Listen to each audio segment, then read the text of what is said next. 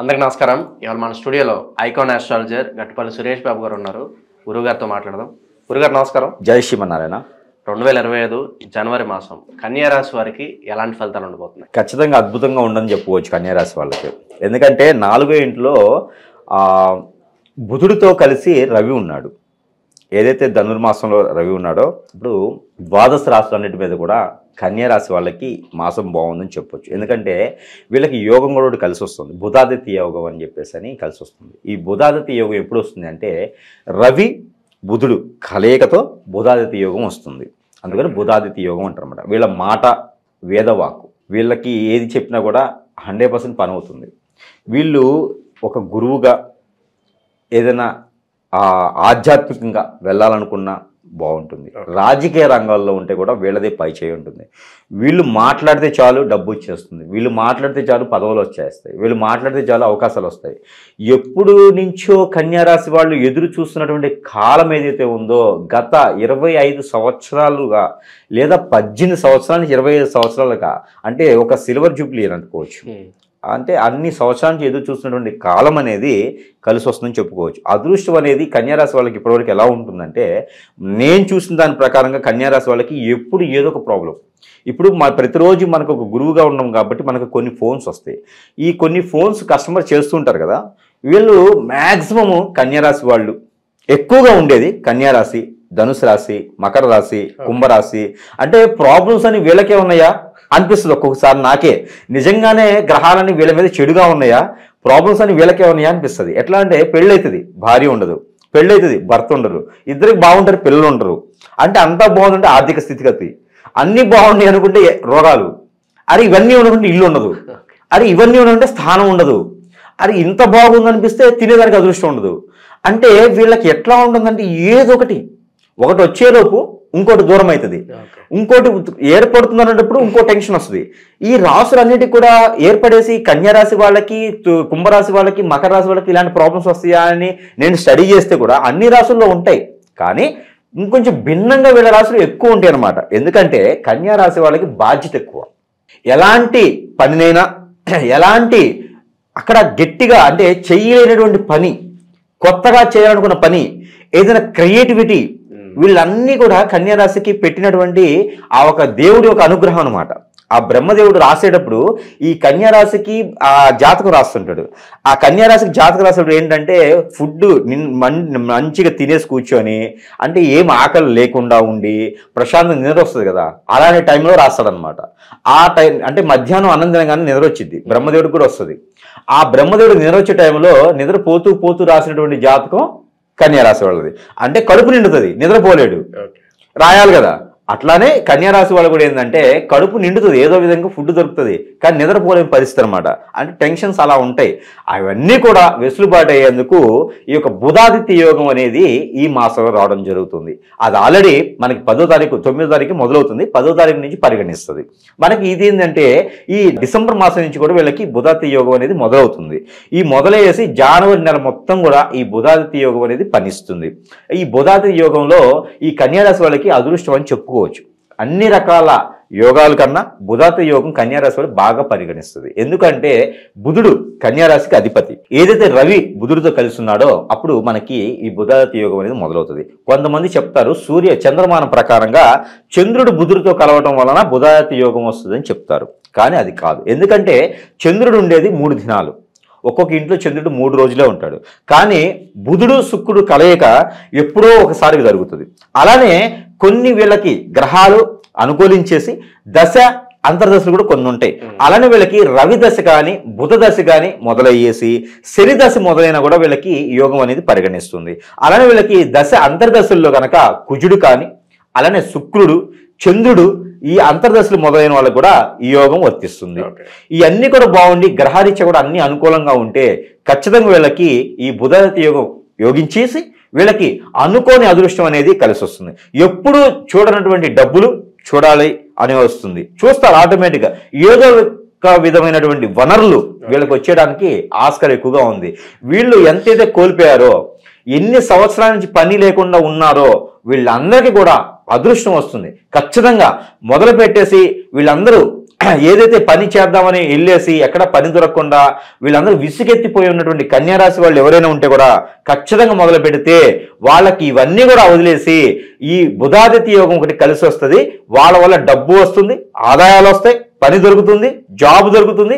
అలానే పెళ్లిళ్ళు కానటువంటి వాళ్ళు పెళ్లిళ్ళు కుదురుతాయి. అలానే విదేశానికి ప్రయత్నం చేసే వాళ్ళు విదేశానికి ఉంటుంది. రోగము, నొప్పి, అలాంటి రుమ్మతులతో ఎవరైనా ఉంటే కూడా అవన్నీ కూడా తగ్గుతాయి.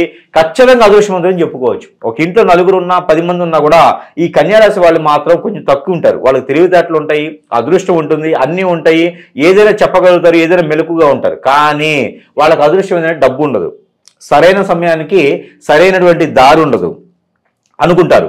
కానీ ఈ బుధాదిత్య యోగంలో ఖచ్చితంగా అవన్నీ కూడా కలిసి వస్తాయి. వాళ్ళకు ఉన్నటువంటి తెలివితేటలకి కొత్తగా ఏదైనా సృష్టించడం, కొత్తగా ఏదైనా కొత్త రకమైనటువంటి వ్యాపారాలు మొదలు పెట్టడం, వీళ్ళకు ఉన్నటువంటి నాలెడ్జ్ని ఇప్పుడు కనుక ఇంప్రూవ్ చేస్తే వీళ్ళకి సపోర్ట్ కూడా దొరుకుతుంది.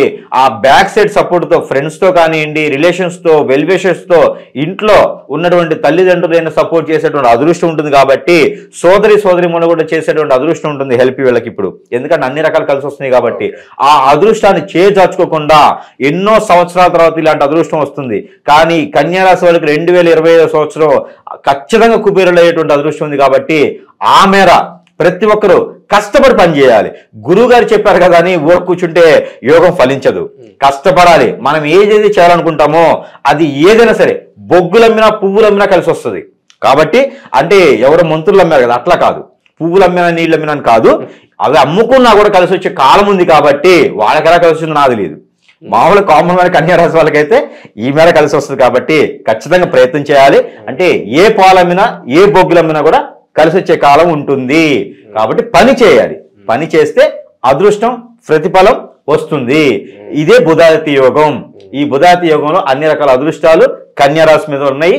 ఆ కన్యా రాశి వాళ్ళు కుబేరులు అవునా కూడా అవ్వచ్చు. ఆ మాత్రం ప్రయత్నం చేయాలి. ఖచ్చితంగా 2025 సంవత్సరం కన్యా రాశి వాళ్ళే రాజ్యాన్ని పాలించేదాన్ని కూడా ఉంటారు. అదృష్టం బాగుంటుంది. అలానే వాళ్ళ మీద నరదిష్టి కూడా ఉంది. ఆ నరదిష్టి కూడా వదిలించుకోవడానికి మనం చివరిలో మనం పరిహారాలు కూడా చెప్పుకున్నాం. అందులో ఇంకొక అదృష్టం కూడా ఉంది.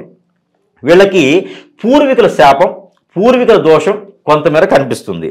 కావున ఈ మకర సంక్రాంతి కనుమ రోజున, అలానే మకర సంక్రాంతి భోగి రోజున వీళ్ళు కనుక ఈ పెద్దలకి, వాళ్ళ ఇంట్లో ఉన్నటువంటి పెద్దలు ఎవరైతే కాలం చేసుకుంటారో వాళ్ళకి చెడు కాలం అనేది ఉంటుంది. కాబట్టి ఈ ఉత్తరాయణం లోపు, ఉత్తరాయణం మనకి మొదలవుతుంది, సంక్రాంతితో ఉత్తరాయణం మొదలవుతుంది మనకి. అదంతా పుణ్యకాలం అంటారు. ఈ ఉత్తరాయణ పుణ్యకాలం మొదలవక ముందు సంక్రాంతి లోపు కనుక, లేదా అప్పుడు కుదరదు అనుకుంటే అమావాస్య లోపు అయినా సరే, ఈ జనవరి మాసం చివరి వరకు కూడా 31వ తారీఖు లోపు కనుక వీళ్ళు కొన్ని దానాలు, ధర్మాలు, యజ్ఞాలు కూడా చేస్తే మరీ మంచిది. లేదు సత్యనారాయణ స్వామి వారి వ్రతం కానీ, వెంకటేశ్వర స్వామి గారి వ్రతం కానీ చేసుకుంటే కూడా మరీ మంచిది. అలానే పెద్దలకి కనుక వీళ్ళు ఎలానో కుంభమేళ కూడా మొదలవుతుంది. కాబట్టి పౌర్ణానికి మనకి 11వ తారీఖు కుంభమేళ కూడా మొదలవుతుంది. అక్కడైనా నది స్నానం కానీ, సముద్ర స్నానం కానీ, వాళ్ళకి దగ్గరలో నీళ్లు వెసులుబాటుగా ఉండేటువంటి స్థానాలు ఆచరించే కూడా వీళ్ళకి మంచి జరుగుతుంది. పౌర్ణమి రోజు కానీ, తర్వాత 31వ తారీఖు అమావాస్య రోజు ముందు కూడా వీళ్ళు స్నానం ఆచరించేసి ఆ పెద్దలకు ఏదైతే ఉందో వాళ్ళ ప్రాంతీయ ఆచార ప్రకారంగా, వాళ్ళ ఇంటి ఆచార ప్రకారంగా ఏవైనా అక్కడ వదులుకున్నట్టయితే తర్పణ అంటారు. ఆ తర్పణ వదిలినట్లయితే పెద్దలకి చాలా మంచి జరిగేటువంటి అదృష్టం ఉంటుంది. ఎవరైనా సరే గయ కానివ్వండి, కాశీ కానివ్వండి వెళ్ళగలిగే పరిస్థితిలో ఉంటే వెళితే కూడా వీళ్ళకి ఇంకా మంచి జరిగేదానికి ఆస్కారం ఎక్కువ కనిపిస్తూ ఉంది. లేదు అంటే ఇంటి దగ్గరైనా బ్రాహ్మణులను పిలిచేసి ఆ పెద్దలకి దానం చేస్తే వాళ్ళకి చాలా మంచి జరుగుతుంది. ఏదైనా పేదలకి రగ్గులు కానీ, శాల్వాలు కానీ దానం చేసినట్లయితే కనీసం ఒక 3 శాల్వాలు, ఒక 3 రగ్గులు దానం చేస్తే మరీ మంచి జరుగుతుంది. మన పౌర్ణమి కానీ అమావాస్య రోజు ముందు కనుక చేస్తే మరీ మంచి జరుగుతుంది వీళ్ళకి, కన్యారాశి వాళ్ళకి. ఆ పెద్దల ఒక దీవెన వీళ్ళకి అదృష్టం. కన్యారాశి వాళ్ళకి ఎప్పుడైనా గుర్తుపెట్టుకోవాల్సిందంటే ఇది లైఫ్ ప్రెడిక్షన్గా పెద్దల దీవెన ఒకటే చాలు. ఏ దేవునికి మొక్కే అదృష్టం కానీ, ఆస్కారం కానీ అవసరం లేదు. కన్యారాశి వాళ్ళకి పెద్దల దీవెన ఉంటే అది సరిపోతుంది. చదువుకునే వాళ్ళకి మాస్టర్స్ దీవెన, ఇంట్లో ఉండి పని చేసుకునే వాళ్ళకి, జాబులు చేసే వాళ్ళకి, ఇంట్లో ఉన్నటువంటి పెద్దలు, అమ్మమ్మలు, తాతయ్యలు, వాళ్ళ నాన్నగారు, అమ్మగారు, వాళ్ళ దీవెనలు ఉంటే అదే దేవుడు ఇచ్చినటువంటి దీవెన వాళ్ళకి, కన్యారాశి వాళ్ళకి ఎప్పుడైనా అదృష్టం ఉంటుంది. ఎక్కడో గుడికి వెళ్ళాలి, ఏదో గురువులకు పూజ చేయాలి, నవగ్రహాలకు అభిషేకం చేయాలి, వాటన్నిటికన్నా కూడా అవి చేసుకోవాలి. అవి మన మనశ్శాంతి కోసం. వాటితో పాటు పెద్దల దీవెనలు ఉంటే ఆ కన్యారాశి వాళ్ళకి అదృష్టం ఉన్నట్టే. ఎలాంటి గ్రహ దోషాలున్నా, ఎలాంటి చెడు దోషాలున్నా కూడా పటాపంచలు అవుతాయి. అందుకని పెద్దల దీవెనలు తీసుకొని పెద్దలు తిట్టే విధంగా లేకుండా చూసుకుంటే కన్యారాశి వాళ్ళకి అదృష్టం అనేది కలిసి వస్తుంది. ఎప్పటికైనా కన్యారాశి వాళ్ళ వల్లనే ప్రపంచం అంతా నిలబడుతుంది. కాబట్టి కన్యారాశి వాళ్ళకి 2020 సంవత్సరం ఖచ్చితంగా ఈ బుధాతి యోగం యోగిస్తుంది. కాబట్టి పని చేసి ఫలితం తీసుకోండి. పని చేయాలి, ఫలితం అడగొద్దు. దేవుడు చూపిస్తాడు, ఆ పెద్దలు చూపిస్తారు, ఆ పెద్దలకు దీవెన చేయండి. అలానే ఈ కన్యారాశి వాళ్ళు ఎక్కడైనా కనకదార స్తోత్రం చదివినా లేకపోతే శివునికి అభిషేకం చేసుకున్నా, అంతే రుద్రాభిషేకం అంటారు, ఈ రుద్రాభిషేకం శివునికి చేయించుకున్నా కూడా మంచి కాలం కలిసి వస్తుంది అనమాట. వీళ్ళకి మంచి అదృష్టం వస్తుంది. పెసలు ఏదైతే బుధాదిత్య యోగం ఉంది కాబట్టి అలానే వీళ్ళు పెసలు దానం చేస్తే మరీ మంచి జరుగుతుంది. అలానే పచ్చ పెసలు అలానే గోధుమలు కూడా దానం చేస్తే మరీ మంచి జరుగుతుంది. ఆ బుధునికి దానం చేసినట్టయితుంది, ఇంకా మంచి యోగాలు ఫలిస్తాయి వీళ్ళకి. పెసలు గోధుమలు బ్రాహ్మణులకు దానం ఇచ్చినా అలానే హరిదాసుకు దానం ఇచ్చినా కూడా మరీ మంచి కాలం వీళ్ళకి కలిసి వస్తుంది. అలానే వీళ్ళకి మాస చివరి వరకు కూడా ఇలాంటి దానాలు చేసుకోవచ్చు, ఎన్నిసార్లైనా చేయవచ్చు, మరీ మంచిది కలిసి వస్తుంది. వీళ్ళు ఏదన్నా చెరువులో ఇక్కడ స్నానం చేసే దగ్గర ఆచరించేదానికి వీళ్ళు ఏం చేయాలంటే ఆ గోధుమలు పెసలు కూడా ఒక 100 గ్రాములు 150 గ్రాములు తీసుకెళ్లేసి వీళ్ళు స్నానం చేసిన తర్వాత అక్కడ ఆ నీటిలో వదిలినట్టయితే వీళ్ళకి గ్రహరీత్యా ఉన్నటువంటి దోషాలన్నీ కూడా తొలగిపోయేసి ఆ బుధాదిత్య యోగానికి అర్హులవుతారు. కాబట్టి ఆ మేర మీరు ప్రయత్నం చేయొచ్చు. కన్యారాశి మాత్రం ఖచ్చితంగా అదృష్టం అయితే ఉంటుంది. ఈ అదృష్టాన్ని చేజార్చుకోవద్దు. పెళ్లి సంబంధాలు కుదురుతాయి, విదేశాలను కుదురుతుంది. ఏదైతే చేయాలనుకుంటారో వాటి అన్నిటికీ అదృష్టం వస్తుంది. కాబట్టి ఆ దేవత దేవుడు అదృష్టాన్ని మీకు ఇస్తాడు. కాబట్టి ఆ మేర ప్రయత్నం చేస్తే అంతా బాగుంటుంది. ప్రతి మాసంలో మనం ఇచ్చినట్టుగా ఈ 2020 సంవత్సరంలో కన్యా రాశి వాళ్ళకి అపర కుబేరులు అయ్యేందుకు కూడా నెంబర్ ఇవ్వడం జరుగుతోంది. ఏదైతే గ్రహాల దోషాలు ఉండి గ్రహాల అనుకూలత తక్కువగా ఉందో దానికి సంబంధించినటువంటి నెంబర్ కన్యారాశి వాళ్ళకి మా ప్రతి మాసం చెప్పినట్టుగానే ఈ మాసంలో కూడా నెంబర్ ఏంటంటే 716422 716422. ఏదైతే ఈ నెంబర్ ఉందో ఈ నెంబర్ని కనుక ప్రతి రోజు కూడా వీళ్ళు 136 సార్లు చదువుకున్నట్టయితే, పారాయణం చేస్తున్నా చదువుకున్నా కూడా వీళ్ళకి అదృష్టం వస్తుంది. ఏదైతే మనం అనుకుంటే బుధాదిత్య యోగం ఉందో ఇది కూడా కలిసి వచ్చేదానికి ఉంటుంది. కాబట్టి ఆ మేర ప్రయత్నం చేసుకుంటే మరింత మంచి కాలం కలిసి వస్తుంది. కాబట్టి ఈ మేర ప్రయత్నం చేసి అపర కుబేరులు అవ్వాలని నేను కోరుకుంటా ఉన్నాను. జై శ్రీమన్నారాయణ.